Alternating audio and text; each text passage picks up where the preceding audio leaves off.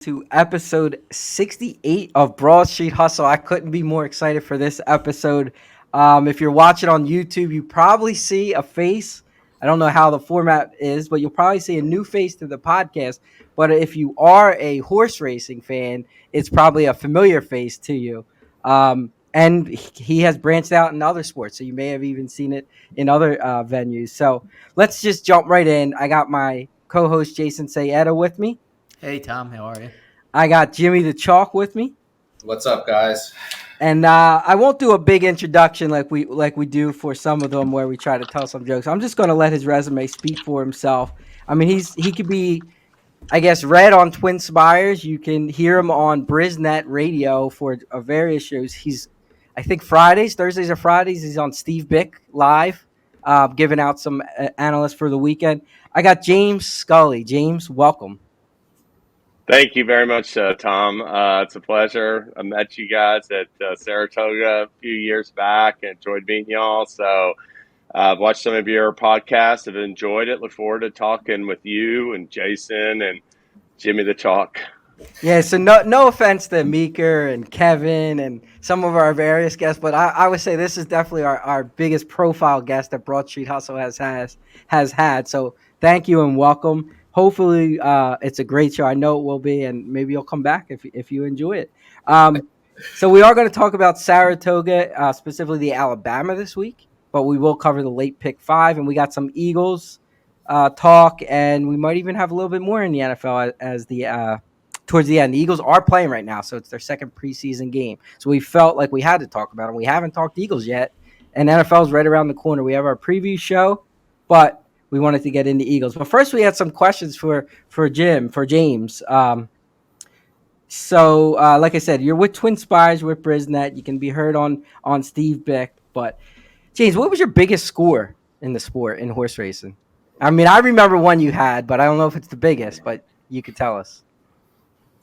Well, I've done a super perfecta pool on the Kentucky Derby, so I had a really big one on Rich Strike when it hit. We hit it. We had like nearly 70 investors or 70 shares. I sell it in shares and throw some money at it every year, and it's like sort of a strategy where I just need the A's first, second, or third, and then I'm keying everybody around them. And it worked out that year because I had Epicenter and Zandon as A's, and they ran second and third, and really simplification, having him get up by head over Mo Donegal, who was like the third choice in the betting or fourth choice, really catapulted that into $300,000 score. Oh, Personally, wow. now personally, I have hit, I've had like a, $5,000 pick 4 and have had like a really good day, like where I've won like $7 or $8 grand perhaps. Didn't you have the Always Dreaming Superfecta as well? Well, that was part of the pool too. Oh, that was the pool. Okay, that was a pool. That was 55,000. I've got a good chunk of it, but I'm it's a group pool, and therefore I'm betting from a little bit differently than I would perhaps than I would for sure if it was my own bankroll and I was losing the money. But 55,000 for that, 30,000 for Orb, and 28 grand for California Chrome. Those were the big ones. The whole reason I put it together was because I'll have another in 2012, and I keyed him in exactas and tries over 4 horses, and 3 of them ran second, third, and fourth. So when I was up there collecting like 2,000 on the win and the exact in the try, I looked up and saw it paid 75 grand in the super, and I was like, I got all those numbers right here in front of me. So I was like, really, to go after it, you got to be willing to lose the money. So who wants to individually, I don't have the bankroll to throw $1,000 and lose it at the superfecta per se. But I can I can spread, I can generate some fun for others and have fun myself putting it together and trying to hit it. We've tried that, right, Tom and Jim? Yeah, we do it every year. We've tried that strategy. We've gotten like 10 or 20 guys, and we've tried, keying one horse up top and spreading the second, third, and fourth lines. We've tried the key horse in the second line, the third line, the fourth. We've tried everything, and I think we came close once.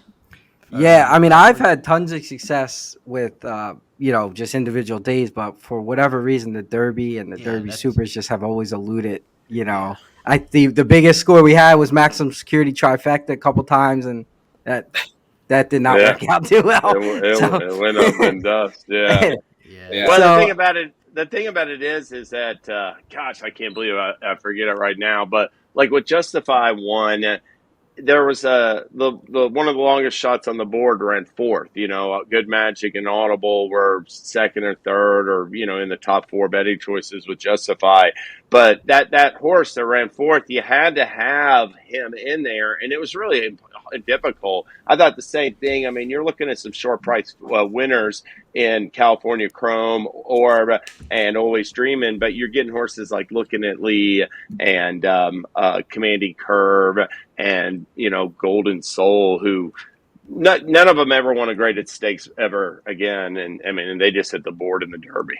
yeah, and it's amazing that like even the disparity between the trifecta and the Derby and then the superfecta is thousands upon thousands of dollars. How crazy the difference is! Yeah, By just adding another leg to the bet. Yeah, and they're still keeping it at $1 minimum, which makes it more challenging and more rewarding in a sense, where you don't have all the 10-cent players in the pools. And it's amazing. Even like when one horse gets scratched down to 19 horses or 18 horses, you could tell like it does drop the overall payout like pretty significantly. Like if it's 20 absolutely. Horses, if it's 20, if it's 20, it's going to be really good. But yeah, there were 18 that went to the gate this year, and even in the Oaks, you had Wet Paint like out of the top. I don't know where she ran, but some of the payouts just once you get down to like fewer horses, that's not going to pay as well. I was surprised. I mean, they had 18 horses in the Derby, and the pools, like the exotic pools, were up slightly from last year's 20-horse field. So in my mind, they would have been way up because each horse betting interest, like Rich Strike, he has like $1.1 million. You take the longest shot out of the field, you're taking a bunch more money in exotics that are wagered on him also out of the pools. Yep. Yeah, so let's get back. How did you get started in the industry? My dad was in the horse business, so I started following horses when I was a young age. And then I went to college, and when I got out of college, I went into business with some friends and lived and worked in Louisville. And then an opportunity came up where Bloodstock Research Information Services was hiring. They basically brought me in as like at first just to learn the whole business, but what they were going to do was start like some editorial content, which they did. And so I started writing it. And when I was working there, I worked with Marcus Hirsch and some other people like went through that office that I'm still friends with today, that, just startup jobs in the industry before they moved on to bigger and better things. And then Churchill Downs bought us out, Brisnet out in 2006. So 2007 was my first Derby covering it, working for Churchill. And so just been part of the Derby team. And then I've done broadcast work as well during the live racing with Joe Christopher. Now it's Joe Christopher, Scott Shapiro, and Caitlin Free. But I used to be part of that and helped out this year on the Derby also. So you don't have a journalism background to like start the editorials and the writing, that just came as you. Yeah, it just came, okay.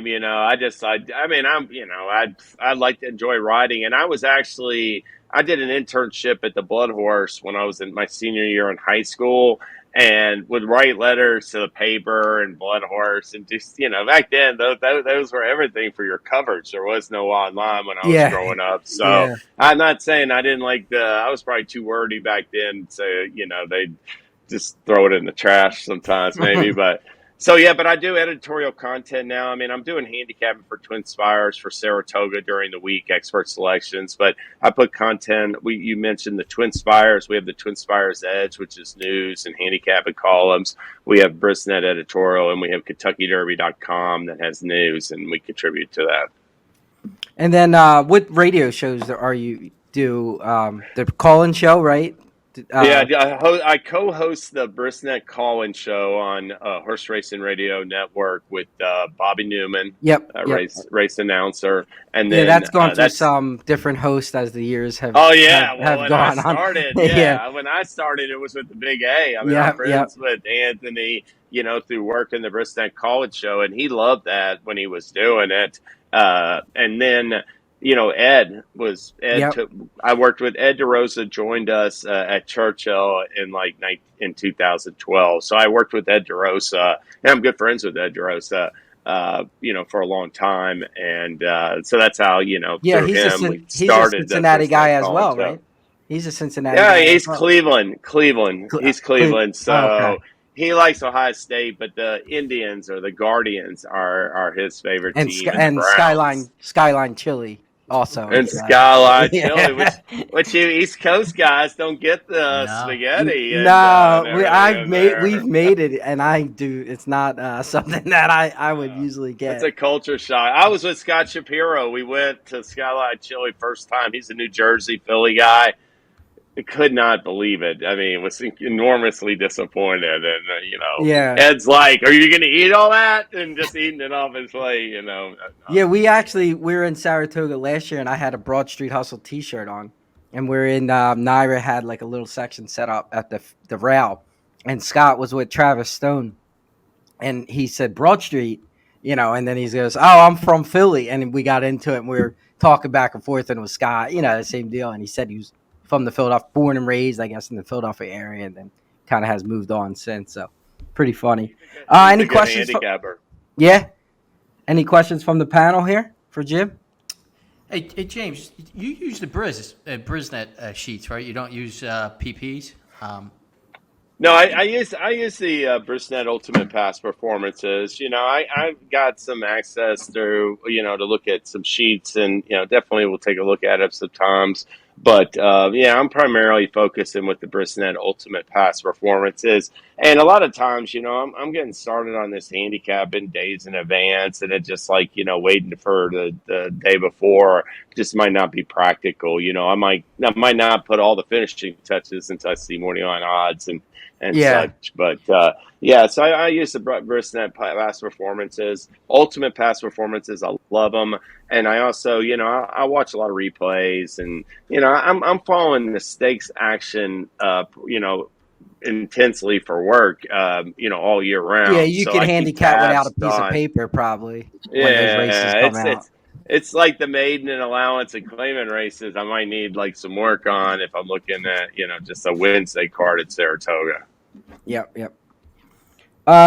What's your what is your typical bet or your favorite bet? What do you typically do? Well, I mean, I've got to recommend the win bet. I mean, geez, that's my favorite bet. I mean, I like the pick three. I think the pick three too, where it's like all of us could have our ups and downs and get in ruts or whatever, and I enjoy playing a pick three to try to if I'm trying to reduce the bankroll and reducing the win bankroll, then but I'm 100% though, in the theory that hey, you should be making win bets and they should be a percentage of your bankroll. When you're playing, especially if you got multiple opinions on the day, and then if you want to mess with exactas, tries, supers, any kind of wager, be my guest. More power to you. I never tell people, I mean, I'm not keen on jackpot wagers, and I don't play them myself. But if you enjoy it and get satisfaction from it, I'm happy for you. Yeah, we always say stringing 5 races in a row for the pick five's so hard. I mean, it's a fun bet, but it's so hard to do. Oh yeah. And then Oh, yeah. and you're right in 2 of the races, and you got nothing, and you're ticked off because you didn't get anything for your opinions. Are you a So guy we that talk about that hedges? all the time. Do you hedge, James? Like if you're live, so quick story. We were live, Tom and Jim. You guys could relay this also, but we were live a couple years ago on Wood Day, right, Tom? We went to Aqueduct and Yeah, we it was put Wood together Bluegrass Day. a cross country pick five, and we were live in the last leg. The 5 horses and 3 of them were over $100,000, and we were that 20 minutes leading up to the race, we're trying to figure out how we could hedge, and we didn't wind up hedging, and we didn't wind up winning. But do you hedge in a big possible score like that, or you just let things No, ride?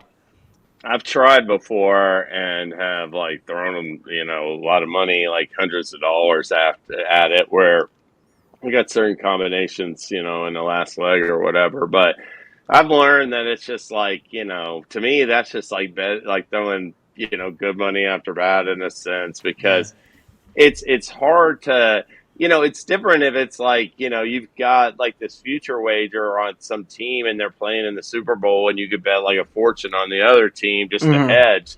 It's hard to hedge in racing sometimes, because you got to take all these multiple positions and just spread so much cash to try. Yeah, like in your position, how are you going to hedge like 100? You got to have like a quick 5,000 on you and then you just don't even know how to spread it around. And you can lose it all. I mean, you can lose the hedge, you can lose the what you're live to, and Exactly. yeah. Yeah. Are you hedging with the 7-2 shot? Then you're just like, it's like that would just contribute to your losses. So yeah, I've learned, I mean, I know certain people, certain longtime handicappers say never hedge, and I think it might be a little bit different in sports betting, but in horse racing, I try never ever to do it. Yeah, that's a good segue to sports betting. I guess Twin Spires and you specifically have kind of branched off into some of that, and I think you do content around. I know on Big Show you're always giving out football plays, Mhm. usually Yeah. before you sign off. What does that look like? Do you host a show? Are you writing editorials on that now, or how's Well, that look? we were into the sports at Twin Spires for when they first started nationally, but we got out of it last year in the spring, so I'm no longer covering it. So it's just all personal. But I mean, Okay. I'm in like fantasy leagues and in different kinds of things. I'm in a college football fantasy contest that I've been doing for like 15 years. I mean, it's a blast, and it's a lot of fun following the college. But I did do college football, NFL preview sheets. So I spend a lot of time like before the season gets started, just trying Solid. to Yeah. get ready for the drafts and everything. And All right. I love also one Sign of up my for favorite. I'm sorry, go ahead. I'm sorry to interrupt. I think the weekly pick'em contests, I would be lost. I could almost give up the fantasy if I could just like pick every game against the spread. I'd throw some money up front at the start of the year and play for the weekly prizes, and for Well, the year the end prizes. we actually have a league. It's not like nothing big, but we do. You pick every game against it's through I think CBS. You pick every Yeah. game against Yeah. the spread. How many guys are in it, Jason? It's about 20 guys. We do the weekly prize for top and top score of the week, and then at the end of the year we do a top 3 payout. So For amusement purposes only, amusement of course, purposes but only. but Oh yeah. You're more than welcome to join. Yeah, But we it's could send you the info. every game against the spread. Yeah. Yeah, It'd be nice. I mean, I'll check it out. I'm with these group of guys. They were doing it like way before the computer, like weekly. Like we had a commissioner every year, and he did a bunch of work week by week. So yeah, those are still my favorite contests. Yeah, it keeps you engaged in like every game. Every it gives you game- some interest in like every game. game matters. Yeah. Yeah. Chalky, were you gonna say something? Yeah, I was going to say I had signed up for Twin Spires sports betting when they were live in PA, and I did the sign up bonus and just only went up playing a little bit, and then I got the thing, oh, we're closing, and I'm like, well, I have no money in there, oh well. But I had like 23 cents, and Twin Spires sent me a check for 23 cents, which is it costs more to mail than to actually send me the money. Absolutely. It was so. It's like Ricky Henderson had like $1 million check he put on the wall. I'm going to put the 23-cent check on the wall and never cash it. To officially close every single thing out, like for a sports, where they were taking a sports betting in a state, they had to settle every single account. So there were there were many people who got checks for less than 10 cents, and it's just like what a waste of time, you would think. Yeah. But if you only had 7 cents in there, you eventually got a check for it. They couldn't take, yeah. And now I read on one of your bios, and then we'll move to the pick 5. You avid golf fan? So do you bet on golf? Do you watch golf? Do you play golf? What does that look like? Well, I mean, I just play golf. I'm not any good, but I play a lot of golf, and I don't even know how they got in the bio. But yeah, I googled. I don't know if it was on your Twitter bio or the Twin Spires bio. Maybe I think I saw. Have you ever played anywhere like super night, like a known course, or just all local stuff? And well, I'm like played in some like golf outings, like out in California and Nevada, and down in like we played Tijuana once, but we'd also play this Baja Mar course, which was in between Ensenada and Rosarita down on the ocean. And so I played some nice courses throughout my life, but never played Torrey Pines or any place real Yeah. notable like that. I got a lot of friends who have, but never got there when I've been up to Del Mar. Yeah, for my bachelor party, we went out to Del Mar and we had breakfast at Torrey Pines, but we didn't play, of course. We just had breakfast and Oh yeah. sat on I think whatever hole it was. Anything else before we move to the pick 5, guys? I'm ready to handicap. All right, Yeah, let's jump right in. So, everybody knows we give out the pick 4, pick 5 for Saratoga every week. It's been a tough meet. There's been some weather problems. A couple of the races that we've covered on this show have been taken off the turf. We've had a lot of scratches, so it has been challenging. Last week we had a couple winners. I think it was last week we gave out a couple winners. So hopefully we could do it again, and hopefully the panel has a ticket and James has a ticket. So let's start, and I'm going to start with James first, just because he's the guest. It is race 7. Start of the pick 5. You're looking at a mile 16th on the inner. It's the Lake Placid, one of 2 graded races, the Grade 2 Lake Placid. So typically, Jim, how we do it is you give your top pick and obviously talk around your top pick. Everybody will give their top pick, and then we'll go back to each other for other picks that you may have in the race. But just one top pick. If you had one pick, who's your guy? So the floor is yours. All right. Well, I'm going to go with. I was disappointed to see the morning line price, but I'm going to go with number 2, a spray for Chad Brown off of that 4th place effort in the Belmont Oaks. I think the cutback will favor her. She had run 2 really good races at a mile, and she just didn't have the cleanest trip that last time. That pace was incredibly slow, and she just basically raced evenly throughout. But I think she'll benefit from that experience and get a good setup. I'm expecting a contested pace that you can take a look at those fractions in the Belmont Oaks, 50-2, 116-2, and I think it'll be completely different in Lake Placid. Yeah, and I'm not pandering to our guest, but I was also on Asprey, the 2-horse, and I couldn't say anything different for the same reasons. I thought we're going to see an honest pace. The cutback I thought was going to be big for this horse as well. You're getting Chad, you're getting Pratt. Went off as the second choice in the Belmont Oaks, and you may even see, close to favorite in this race. But I was also on the 2. How about you, Jason? We know this 2's not winning. So my write-up is, Chad Brown has 4 horses, so I'm assuming Chad Brown's going to win the race.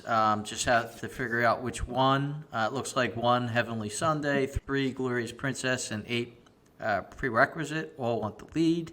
I think it sets up for the 2, Asprey. All right. She's cutting back from 1.25 miles, and she'll be flying at the end. And then I have another horse I'm going to throw in, but the 2, Asprey, is my top choice. All right, Chalky, can you save us and go somewhere else, or are you going to make it a super effective here? Absolutely, I'm going somewhere else. So for me, yeah, Chad Brown, but a different one. So I had the 4 tax implications. It was second last time in the Lake George to surge capacity. He was running back here, but with the potential for a hot pace up front, she should be right up there, and she's got the best late pace figure on the Timeform US pace. Came up just short her last 2 races, but she should be there, and maybe the extra 16th fits her better than the mile and the yielding last time out, and she can get past surge capacity this time. So 4 tax implications was my top pick. So the second itis for that horse didn't shy you away? No. All right, James, did you have anywhere else you were leaning in this race besides the 2? Well, I do think tax implications are going to get a better setup. I don't think surge capacity, that necessarily has to be up like tracking the lead like she has in both starts, and might be able to stalk a little bit further back. But the one horse that does intrigue me a little bit, because I don't think the 3-year-old fillies are as good as the males, is Juniper Marshmallow. And the reason why I'm intrigued by her is because she's a new face in the crowd. And like I said, I think this is a little bit of a suspect division of 3-year-old filly turf horses. And she's going to get the right setup off the bench. I mean, she showed a fine late kick to win her first 2 starts at Keeneland and Gulfstream. Going to get, I think, a contested pace that Jason mentioned. You got 3 pace players in here, and that's one I'm going to throw in there and hope to get a big price, 12 to 1 on the morning line. Yeah, so James is going to have to start going last here because the other horse that I had was the 5 Juniper Marshmallow. For the sake coming off the layoff, like you said, a new shooter that is, facing possibly a little bit of a suspect field. When you get Chad, you're always, like Jason said, trying to figure out which Chad to use can always be difficult. So I'm not saying don't use the other Chads, but if you, had me pick one other horse, it was the 5 Junipers and Marshmallow. And I swear, going forward, we'll have different horses. I hope, unless they win, and then hopefully we can have the same horses. But for me, it was a 5 as well. Jason? My other horse is going to be the 8 prerequisite, and I know there's speed in this race, but just because she is cutting back from 1.25 miles, so she might be one that just keeps going if she outruns the other 2. Or you see these New York races, how they choke back the horses. This might be a case where we think there's going to be pace, and then there's not, and then all of a sudden Irad just takes the lead and keeps going. So the 8 prerequisite will be my backup horse there. All right, Chalky, take us home for this race. Yeah, I mean, to what James was saying, there's no real standout in this division, and I don't necessarily think there's any real standout in this race. So if you got a solid single or 2 elsewhere and you want to hit an all here, I wouldn't argue with that. For purposes of this, the other 2 horses I would have would be the 2 and the 8, which you guys have already talked about, so I don't have anything clever to add to that. All right, let's move on to race 8, which is a optional claim for fillies. Adam Miles, so the Wilson Chute, always a kind of a tough circuit to kind of figure out. I struggled a lot with this race, so I'm going to go to Chalky put him on the spot since he got to go last and see where he's at. Yeah, this was one of the tougher races in the sequence. On top, I ended up with Nostalgic, the 7 for Junior Alvarado Belmont. Came up a neck short at this distance and at this against some similar horses and some of these horses that we'll talk about earlier in the meet. So has a little bit of experience on this on the mile. Alda Wilson, it's a little funky, and the 7 post is probably not the best post, but there'll be shorter prices, and I don't want to go with one of them on top for value. So I do think Nostalgic will have a shot, and I'm putting him on top. All right, how about you, Jason? Yeah, I mean, to me, it looks like a bunch of these horses are just kind of like off form, or maybe not off form, but just not winning and don't want to win. And to me, the one, Movie Moxie, she, I believe it's a she, but yeah, she's winning. Like, she's been winning these races. So I'm going to go with the 1. I think she's coming out of a race, first of all, where she beat Gerrymander and Venti Valentine. I think she'll sit a nice stalking trip behind Gerrymander, and I think she could go by and win. So I'm gonna go with the 1. Yeah, my issue with the 1 is she won at Belmont, got put on the shelf for a little bit, for about 2 months now, and she's kind of out of conditions, right? So it's she either runs in a stakes race or they put her in an optional claim and put a tag on her. It's a big tag, so it's $480, but why wouldn't they? She's coming off a win. Why wouldn't they try one of these stakes at Saratoga, especially one of the smaller stakes, and protect her? Linda Rice recently, if you looked at her she's losing a little bit of her mojo, especially with some short price horses. So, you do it what you want with that. I'm not going to touch it. But so I stayed away from Movie Moxie. Then I said, what wins this race? And it's usually, they're usually speed in the Wilson Chute. You want to be forward. Obviously, Saratoga, you always want to be forward. And I only really came up with 2 horses that truly, truly want to be forward. It was the 3 Gerrymander and the 4 Favor. And Gerrymander just isn't the same horse that we thought she was last year when we had her. I think on the pod, if I recall, we gave her out. So I went with Favor, the horse that should sit right off of Gerrymander and have enough punch at the end with Tyler, who's been kind of riding the best that I can remember seeing him ride here at this meet. So I went with the 4 Favor. James? Yeah, I thought that was a good point about movie Moxie because I am intrigued by her. She shows a 5 furlong on bullet work in preparation, and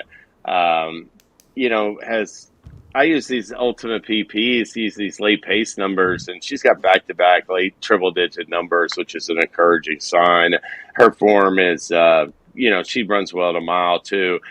But ultimately, I'm glad nobody stole my thunder. I landed on number 6, Mosienko, and I'll echo your sentiments. It's gerrymander almost doesn't want to win, and nostalgic. I don't want to say anything bad about her, but she doesn't win too often either. Mosienko likes to win. I mean, she's got 10 wins in 7 seconds to her credit. And I really think that the track and distance play to her favor. Now, granted, she's been running against cheaper levels. She dropped down in the claimant ranks at one point, but her numbers fit. She's a filly that will sit just off the early leaders. And, Jason was talking about the pace. I look at Mosienko, and she's got plenty of speed. She won her last start at a mile. I'm going to give her the edge. Luis Saez had ridden Favor in her comeback at Todd Pletcher, and he had been riding Mosienko, who won last time for Dennis Yaman, and he's on Mosienko. And I think she's real sneaky. 6-star Saratoga, 3 wins, 2 seconds, 1/3. She's coming off a convincing win. She's in razor sharp form. It's just class concerns is the issue, but I'm going to overlook that stuff. Yeah, Saez has been on her 6 times, has 4 wins in a second, so definitely fits. Yeah. Do you know anything about this trainer? Because I do not. I mean, I saw the owner Stacy Lellman, and this is Dennis. So I'm assuming husband, wife, or brother, sister, but I don't know who this trainer is. I mean, his stats, he's 2 for 5 so far this year, but I would think he worked as his assistant for somebody. And that was Yep, I would have to. Yep, same. So, Chalky, we started with you. Did you went with nostalgic? Was there anybody else you were thinking? I mean, I got several other horses that like a pick 5 I would play. I'm taking a stand against Movie Moxie. And one of the things I read was Linda Rice has really hit a wall in the last couple of weeks compared to her start, and that's sort of been credited to, she claimed a lot of horses in Kentucky, brought them up, and she's out of conditions now for some of those horses. So she had races that fit them when they first came up, but now they're getting the deeper water and they're just not running as well. Not my opinion, but take that for what you will. It's not my clever thought. But in this one, gerrymander doesn't like to win, but she's got class. So I would include her. Favor, the 4 as well. I had the 6 as well. And then the one horse I guess nobody's talked about yet was Royal Take Charge, the 5, who I would have in there. Al Stall ran well a couple races in Kentucky, jumped up to the Delaware Handicap, grade 2. That might have been too deep for her. So she's cutting back to a mile back in this. If there's some mile and 1/8 and a mile and 3/16 race, there could be room for improvement there. So I'll add her in as a price play as well. So I'll probably use 5 and pick 5 from this race. So James, a little backstory. Chalky's famous for doing the all pick 5. So just so you're aware. Wow. Don't feed if he's got a $10,000 ticket at the end. Jason, were you going anywhere besides the 1? Yeah, I'm going to throw in the 7. She was coming out of the classiest races of any of these horses, and then she got some time off. Came back in the optional claim and, just lost out by a neck. Maybe she needed that race. I think she could win this race, so I'll throw her in as my backup.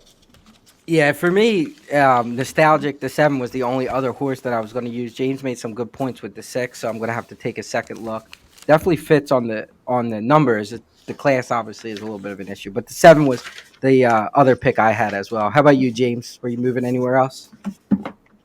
Well, I mean, I'm going to spread here. I do agree with Chalky. This would be a race where I could make a case for a bunch of them. And let me just tell you guys, I'm not saying she's going to win, but number 2, Battle Bling, I've seen her rebound. I can find a performance right in here where she got beat 24 lengths and then came back and ran second. This is a filly, once again, to me, she's a hard trier. She's got a lot of first and seconds in those running lines.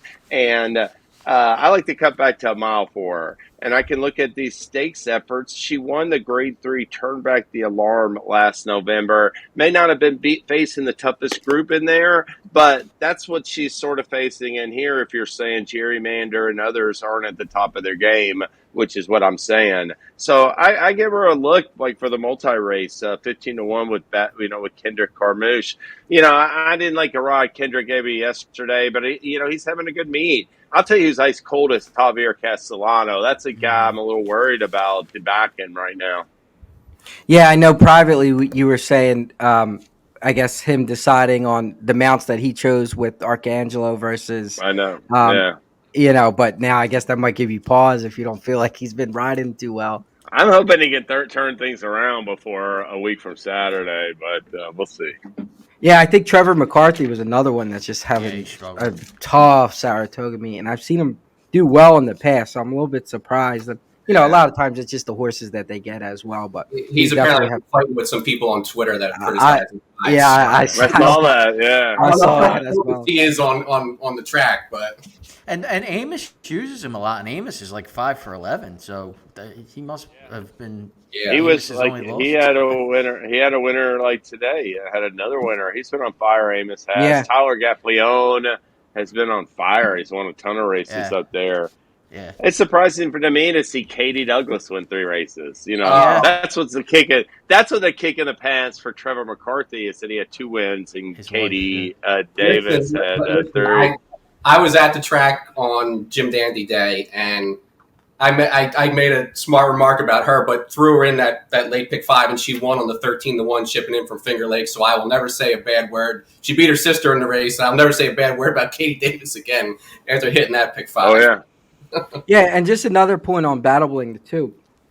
It's owned by Dub and a couple others, but Dub's somebody that he places his horses to win races, and the fact that this horse is still running in protected race as opposed to dropping into a claim where he would probably compete a little bit on paper more tells you that they must still believe in this horse and can kind of reverse form. So just a little side note. Yeah, that was her first race since February. She was completely overlooked in the betting odds, but to me it was just that distance wasn't a good fit either, and I can just draw a line to that effort.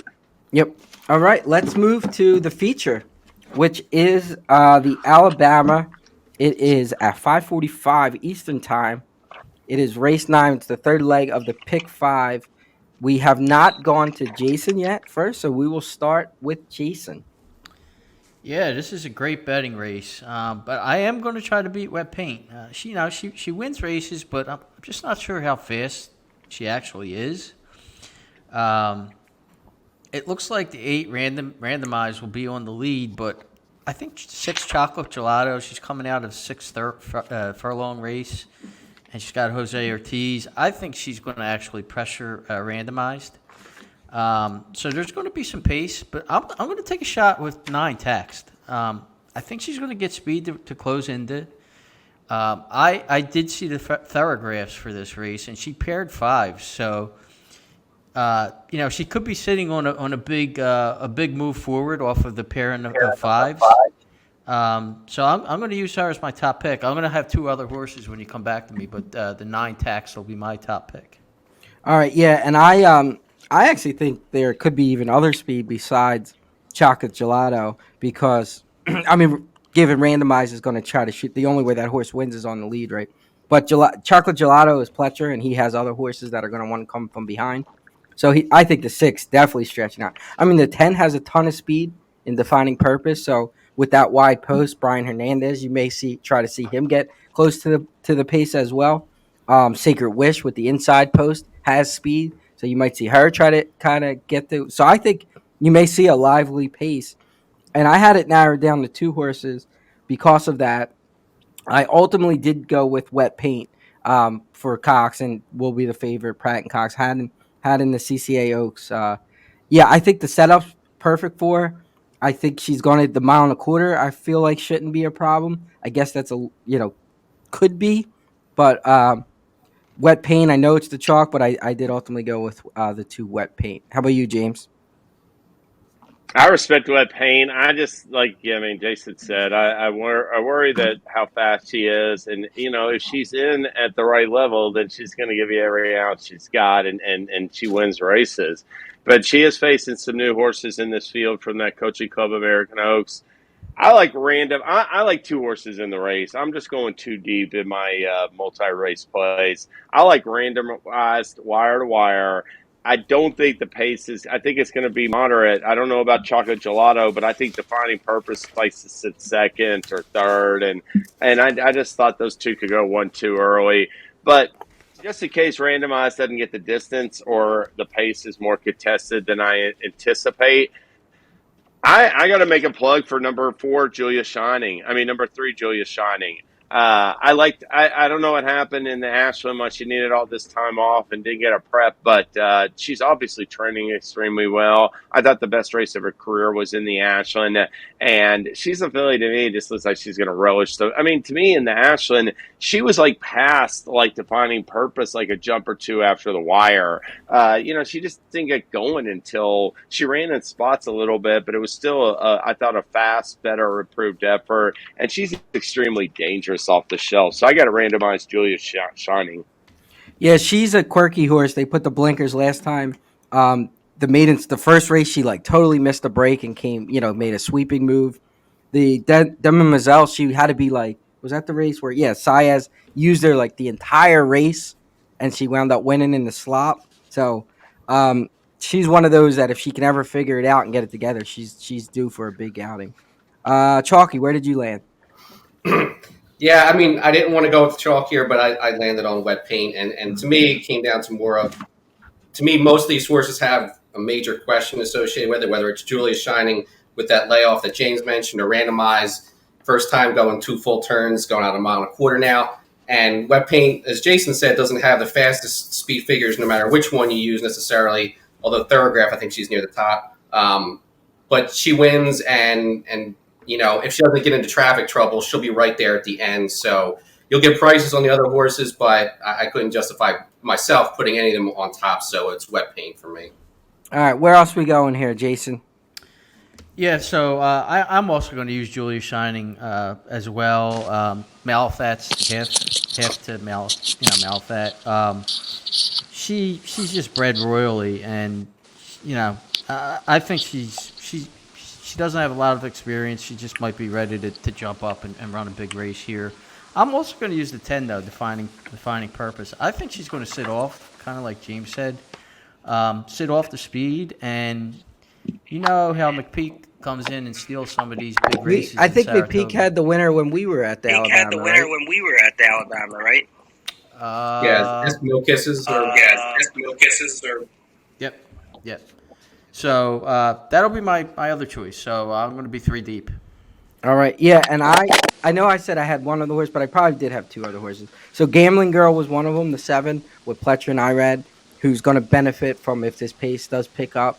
And then Julia Shining was the other one. So 2 Pletchers and a Cox, and nothing clever there. James? He gave I think you said I'm just going to go with the just the 2 of them. That. So. And Chalky, how about you? I do respect tax, because I will add one thing about, and Jason mentioned her numbers. I thought she also perhaps just took a little bit of a step back off of that Indiana Oaks, even though she was second. She ran such a big race in the Black Eyed Susan that, to me, I don't mind it if they take a little bit of a step back and they still run well. They're eligible to move forward off that and like even show up with a career best. So I do respect her a little bit. All right, Chalky. I'll use 2 others here. Sacred Wish. I'll take her back again. Now, the distance could be a question. Obviously, Wet Paint got her at the wire last time. But she'll be up close to the front. She'll get first run, certainly on Wet Paint. But then I'll also throw Julia Shining in, because obviously, you mentioned the breeding is there.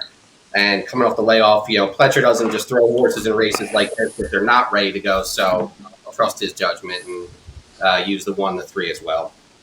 All right. So we're winding down to the last 2 of the pick 5. We're going a mile on the inner turf. Optional claim, non-winners are 2 here. Another tough race, I thought.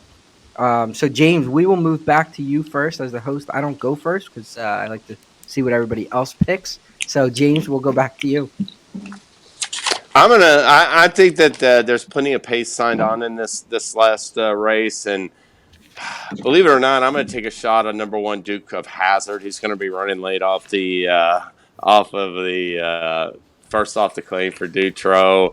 Dutro has got this horse and been able to train him up a little bit off of like the month and a half freshening, and I look for him. I give a couple other ones in here a shot for sure, but I'm going to give him the edge to Duke of Hazard. Yeah, so I saw a lot of pace in this race as well. I was looking for horses that are going to come from behind. The one Duke of Hazard does have the best time for him late pace figures. I'm not sure what her numbers look like on the what his numbers look like on the Briz, but on time for him they were the best late. Dutro off the claim, inside post on the inner turf at a mile. I also went as the one Duke of Hazard as my top pick. So whenever James goes first, it looks like I'm stealing, but I'm not. Jason? So I saw the speed also, but what I was thinking was, I think the 3 is speed. I thought the 8 Floki's Flight was speed, and the 10 Rinaldi were speed. But on the inner turf, you don't really want to be like from the 8 post out. So I was kind of thinking the 3 is going to get the jump on those horses. She is she's won 3 out of 7 races at Saratoga. It's Saez. I love Saez on speed on turf. I'm going to take a shot with the 3. Call me Harry, and just she's 2 for 2 wins at the distance. Saez is riding great. Sorry to interrupt you. No, absolutely no. That's great. Yeah, I just had a little concern with the going from state to open company, moving up a little bit in class. That was But Abreu not really lighting the world on fire. Yeah, and I was just thinking, the 9 is the favorite. She's got a bad post in this race, and I just thought it was ripe for maybe Saez to kind of steal the race. So. Yeah, I agree. That's why I went with that 1. I was looking for an inside post as well, and that's where that's what took me to that one. Chalky, did your top pick here? Where you at? Yeah, I saw speed as well. My top pick was the 5, Whisper Not. Brandon Walsh is 4 for 14 right now at the meet. Gaffleone, as we just said, was riding well. Beat some of these horses last time out at mile 16th in the turf. Ran out of the 11 post that day. Now it's come out of the 5. Is in for the tag when you don't have to be. Some of these horses aren't, although the 1 and the 3 are as well. But I didn't see any reason why the 5 might not be able to duplicate that performance from earlier in the meet. So I was going 5 on top, Whisper Not. All right, James, where you said you had a few in this race. What were the few that you were thinking? Well, I mean, Whisper Not was one of them, for the same reasons we were just mentioned. And, I was thinking about just going 3 deep, actually, and I hate to throw in the favorite, but I really don't want to take a stand against this verbal. I do think that when he's gotten some pace up front. He's been able to relax a little bit and could be finishing strongly. So I'm going to take on some favorites in this sequence. That's one thing you never see is 5 straight favorites in a Pick 5. I thought I saw a stat that happened one time in 88 or 90 Pick 5s last year at Saratoga. Wow. So, you got to take on some favorites is the way I look at it, or at least pick your spots to take them on. And then other ones, you got to go with them, even if you're spreading. Yeah, and I read the jockey one that with the wide post. He knows how to tuck in, save ground, and make the run. Yeah, I had trouble. I mean, I actually like the other Chad a little bit better. If I had to pick a Chad with the 2 Napoleonic, Call Me Harry was a horse that interested me as well. But one that really interested me was the Amos, was the 4, Storm the Court, coming in from the West Coast. All the turf races are pretty good. I don't know if that was a private purchase or what the deal was, if it's the same ownership. But coming in, going to Amos, who's been only throwing out live horses back to the turf. Definitely 4, Storm the Court was a horse that interested me in my second pick. Jason. I was just going to use 2 other horses. I agree. I kind of like Napoleonic War of the Chad Browns, the 2. So I'm going to go with the 2.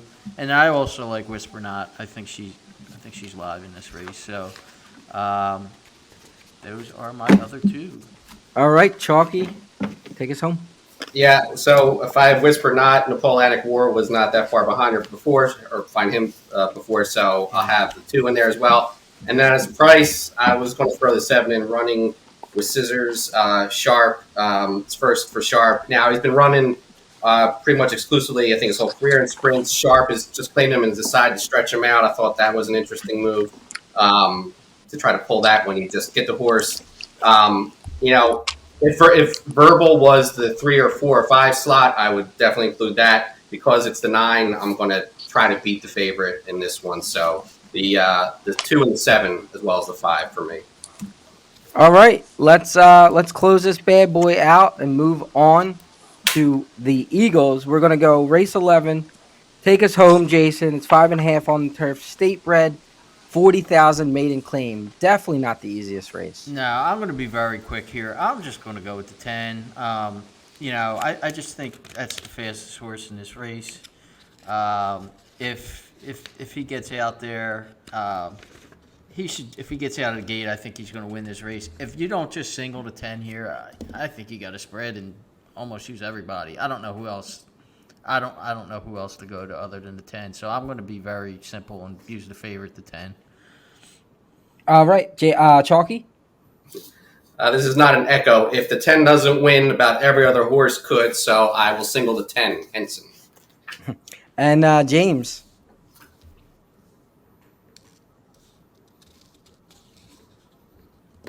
Did we lose James?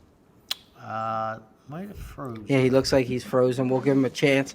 Yeah, I struggle with this race as well. And to echo the boys, if the 10 doesn't win, you pretty much have to use everybody. I guess the 8 would be. I know we're only doing top picks, but we'll just say the 8 would have been my other one. But the 10. One thing I did look up was Brad Cox when he first gets a horse and he drops from a maiden special to a maiden claim. He's 3 for 18, which is not a huge sample size and no stat that's really like crazy. But he is 0 for 4 on turf, so take that for what it is. Again, not a huge sample size, and hopefully James can connect back. He did just log off. Hopefully he can get back on. We will give him a minute, but when he gets back on, we'll let him give his opinion on what his closeout pick was. We all said the 10. If the 10 doesn't win, who knows where we can go. But let's give out some plays if you boys have them, and then if James is able to reconnect, we will get them. Jason? Yeah, I have a very simple play. I mean, for 50 cents, it'll be $18. I'm going to go 2 deep in the first race, and that'll be the 2 Esprit, and then the 8 prerequisite. Second leg, race 8, I'm also going to go 2 deep, and that will be the 1 movie Moxie, and then also the 7 nostalgic. Third leg, the Alabama, race 9, I'm going 3 deep. I'm going to use the 3 Julia Shining. I'm going to use the 9 text and the 10 defining purpose. Race 10, I'm also 3 deep. And that will be the 2 Napoleonic War, the 3 Call Me Harry, the 9 Verbal. Or not the 9 Verbal, I'm sorry. The 5 Whisper Not. And then I'm going to single on race 11 and just use the 10 Henson. And for 50 cents, that will be $18. All right, Chalky, do you have everybody get your checkbooks ready? Chalky, do you have a pick 5 you want to give out? I do. So race 1, first leg, I should say. It's not race 1, but leg 1, single the 4. Second leg, 3, 4, 5, 6, 7. So 5 deep in that one. Leg 3, 1, 2, 3, 3 deep. Leg 4, 3 deep as well. 2, 5, 7. And the last leg, single the 10. So 50-cent ticket. That's a $27.50 play. All right. So I did not put a pick 5 together. So and James has not joined us yet. So we're going to move on to the NFL. We will let him. I know he had some opinions on the Eagles and the Bengals, so we'll let him jump in when he gets back on. But let's go to it. I know the Eagles are playing right now. I have not been following. I'll watch the game on replay. I did see a couple guys left with some injuries, I'm sure minor, but it's the preseason. Who really cares about preseason games? But let's talk about the start of the season. Jason, you said the Eagles over under was what? 11 and a half? 11 and a half. Where are you at?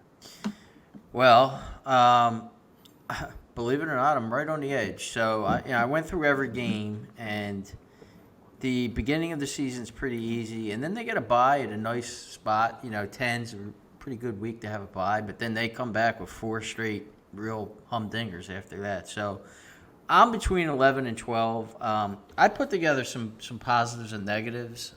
Some of the positives are, obviously, it's a great roster, especially on both lines, which is where you want to be. Great. Jalen Carter looks like he could just be a monster. He could be a star. So that could be something to watch this year.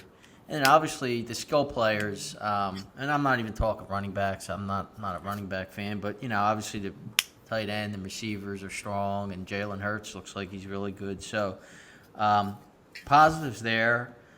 Some of the negatives. The first one is Lane Johnson and Kelsey they're getting up there, and you really can't afford to lose either of them. And as you get older, as you play in the lines, what happens with injuries. So that could wind up being a negative.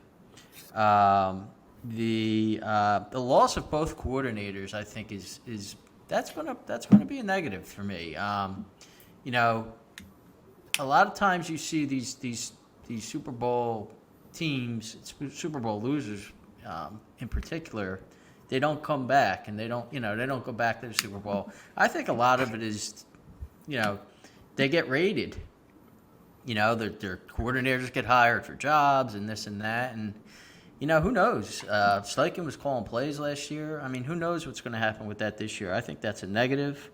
They had the easiest schedule last year. Now they have a first-place schedule. It's still not a terribly hard schedule, but it's going to be a little tougher than last year. And then the last thing is, Jalen Hurts. All these coordinators kind of have an off-season now to kind of hone in on how to stop Hurts, and it seems like he struggles a little bit on zone coverages. So they might see some zone coverages this year to try to neutralize Hurts and the Eagles' offense. Like I said, I'm between 11 and 12 wins. I'm going to slightly lean towards 11 just because, one injury to a Kelsey or Johnson could definitely cost them a game. So I'll lean 11, but it's nothing I'd want to bet. How about you, Chalky? 11 and a half over under. Where are you? Yeah, I was of the same mind of Jason. When going through the schedule, 11 or 12 were my most likely outcomes individually. I will land on the over. I think more likely they end up with 12, 13, or even 14 wins if things break really favorably versus, say, 11 or 10. Positives, the offense is pretty much back intact, aside from, say, Amalo leaving. The health is always going to be a concern for sure. Johnson's missed games and Kelsey's getting up there in years. So, and Hurts without saying.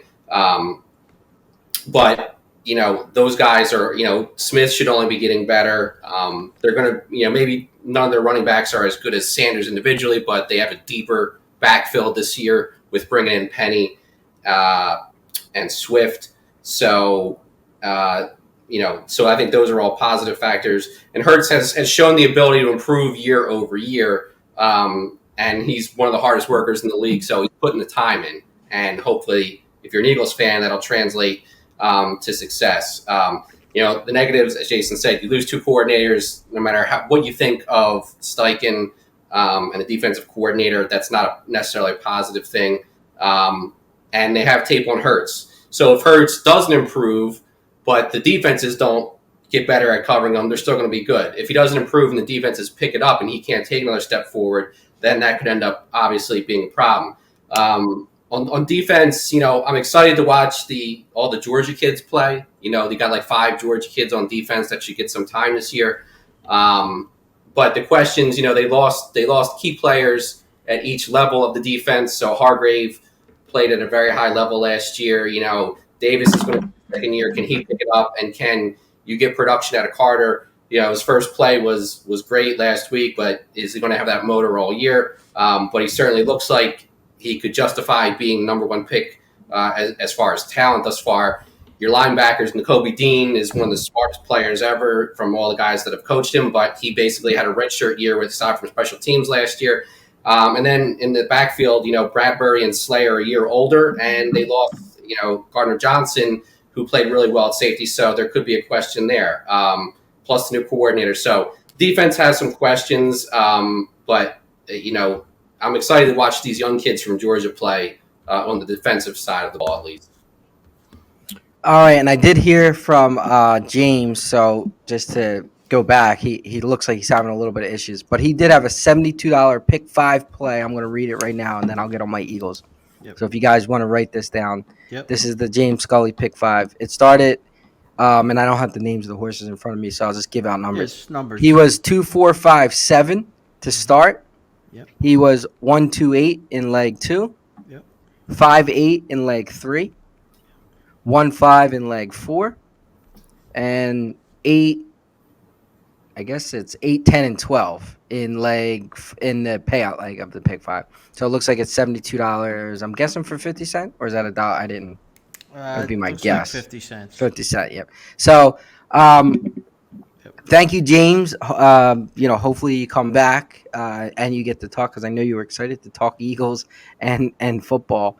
But so we'll definitely have you back on, and we'll finish. I'll finish off. But that was James' pick 5 play for the Saratoga segment. And then for my Eagles, it's funny. I'm right with Jason and Chalky with, that's, you couldn't ask for a better line at 11.5. I think that Vegas, like they normally do, nailed the 11.5 line. I know I was pessimistic last year. And I feel like maybe that's just who I am when it comes. I'm usually optimistic, but for whatever reason, when it comes to the Eagles, I'm more on the pessimistic side. Look, I can't get over a couple things. Last year they had no injuries, none. That's almost impossible to do. I just can't see that happening again. And like Jason said, a lot of your key players are in key spots, and they're a year older. So I foresee a season where you're gonna have to face adversity with some injuries. Hurts to me is still a question mark. I know it's it's crazy to say, but now he's gonna face better defenses with a little bit better of a schedule. He has a full year of tape on how he plays. He has a new guy making the calls for him. There's a lot of intangibles that could affect his play, and. I hate to say it, and I hate to be that guy, but he has to prove it to me one more year, which I know is just not fair to him. But I feel like he still has to prove it to me again this year. And I'm not saying he can't. I just feel like he has to do it again because, I guess his contract didn't affect the roster as much this year. Getting the contract, they were still able to build, probably one of the deepest rosters in the NFL at the key positions. So he might see more of that as the years go on. But to be honest, we talk about it all the time. The Chiefs, their roster was subpar last year at times, we mentioned. And Mahomes was the factor that got him over the edge. If Mahomes isn't Mahomes, they ain't winning the Super Bowl. So it's going to come down to Hurts. They have a roster. They're going to run the ball. They have great receivers. It's going to come down to Hurts. And I just foresee injuries that they're going to overcome. He's going to miss some offensive linemen at times. So I did ultimately fall under the 11.5. And the other thing is, I'm not a Gannon fan. I felt like he was better than probably a lot of people give him credit for. But say what you want, that defensive line had career years in sacks, right? They were top 5 or 4 ever. I mean, what's the chances? I know they got good players still. They lost Hargrave, but they probably might have added a better guy in Carter. And they added another rookie, and they added even, I think, another older player. So what's the chances that they get that same type of sacks and pressure that they got last year? So I just think they need to prove it again. And when you have to prove it again, you have some older guys at positions. 11.5 is a big number. So I ultimately did fall under the 11.5 wins for the Eagles, but I was under last year.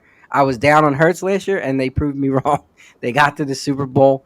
So I'm hoping that'll happen Again, and the other thing is like I just don't see a real threat in the division. So I'm not saying I think 10, 11 wins can win that division pretty easily, but I did fall under. Jason, anything else? I mean, that's pretty much all we wanted to talk about, right? With the Eagles, Yeah, we just wanted to to just touch tease it a quickly little on the bit. Eagles. A couple of weeks, we'll have our meaty, NFL season preview show. We'll have some prop bets. We'll have some future bets and stuff like that. So, And we yeah. will have Meeker on for that show, and we'll get his Eagles opinion, which is Yep. always fun as well. Yep. Yeah, that's in 2 weeks, I believe. Next week we'll be doing Travers only, so we have a whole show on the Travers. Pretty much ends the Saratoga season, although there'll be one more week after that. And then we will kick off our preview show, which would be NFL only. And then from there, we're probably NFL with a sprinkle of Phillies, depending on what their run's looking like. And, maybe next week we touch a little bit, see what happens with Harden, touch a little bit on the Harden situation, let it play out. We will see. I hate to even talk about it because it's just a mess over there. So that's the upcoming shows. I know James is going to listen back, so I really just want to thank him for joining. We're going to Yeah, get it was this great. out. Yep. I mean, he was awesome. He was Yeah. excited to be on, answered our questions. Yep. Truly, thank you to James for joining us. And I don't want to put words in his mouth, but I feel like James might make another appearance as we go on. He seemed pretty excited. But we shall see. But thanks to James, he's again Twin Spires. He writes for Twin Spires. He does a couple radio shows on Brisnet. You can catch that on Sirius Satellite Radio. He's on Steve Bick, I think on Fridays. Does he do the Friday? So. Yeah, the Friday, the weekend preview, right? Yep. So he does Steve Bick's on Friday. So again, thanks to James. This was episode 68 of Broad Street Hustle. Have a great night.